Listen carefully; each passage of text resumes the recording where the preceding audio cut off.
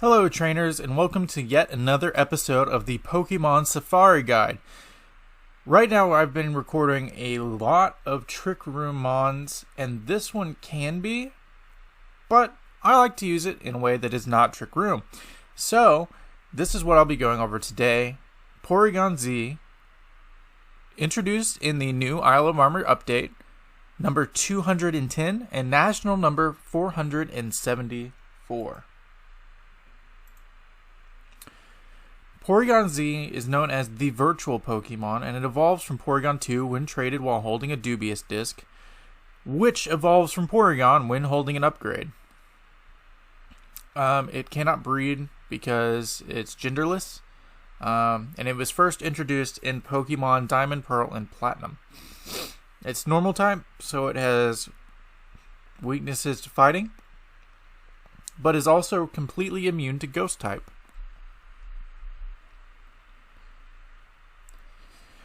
These are the Pokedex entries. Feel free to pause right now if you want to read them, but basically it just talks about how it is basically man-made.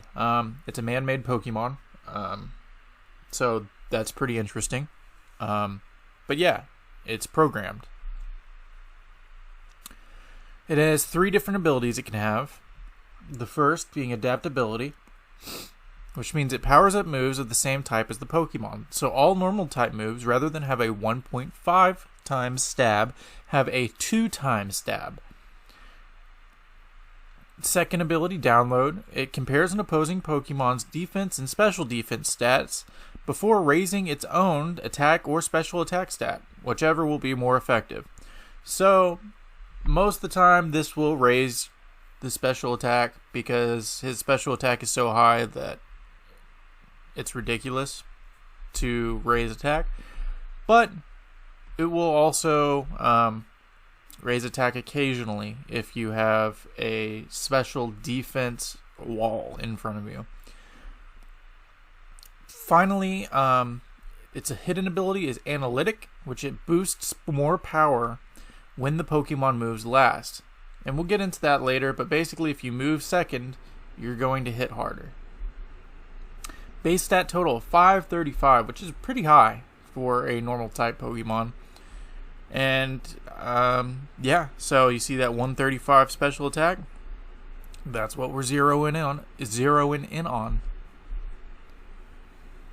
I call this the Z2K build rather than Y2K because of, you know, the obvious digital reference in this Pokemon. Thought that was funny. You should laugh. The focus is using Porygon's impressive special attack stat paired with adaptability and choice specs so that Hyper Beam punches holes in defense.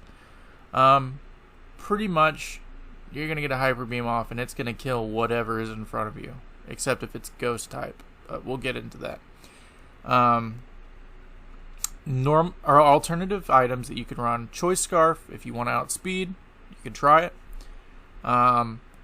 Life Orb, Expert Belt, Normal Gym. That's if you don't want to get tied down to one move. Pretty useful to run Life Orb, Expert Belt, or Normal Gym.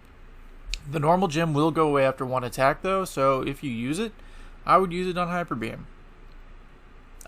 You could run like Psychic or Thunderbolt before that. So that Normal Gym doesn't get used, but as soon as you use a Tri-Attack or Hyper Beam, it's gone. So it's a one-time use, but if you get a Hyper Beam off, then, I mean, it's definitely worth the one-time use. So basically choose which Pokemon you want to knock out wisely. Alternative builds, you could run Analytic ability, or drop all speed and reinvest in HP for a bulkier build, or if it's put on a Trick Room team, you could do that. I don't think it works as well as the adaptability build or even the download, running download, but you could do that if you want bulkier, which some people do. Alternative moves, Trick, being able to trick your choice item onto a setup Pokemon is pretty useful. Nasty Plot, Ice Beam, Shadow Ball, Agility, just to raise speed mostly. Blizzard, Dark Pulse, Icy Wind, Shockwave, Solar Beam, Speed Swap, Teleport Thunder, Thunder Wave, Toxic, Trick Room, Zap Cannon. I've got some kind of disrupting stuff in there too, because if you do a bulky build, then they can survive some pretty nasty attacks. So being able to set off a Thunder Wave and then hit first the next turn, pretty useful. Same with Toxic and Trick Room. Being a Trick Room setter is pretty useful, so I just want to include that in there. And then Zap Cannon only hits 50% of the time, which kind of sucks. But it has a base 150, or 150? 120? Maybe 120. I'll have to check that. I'll get the interns on it. But yeah, so it has a relatively wide move pool.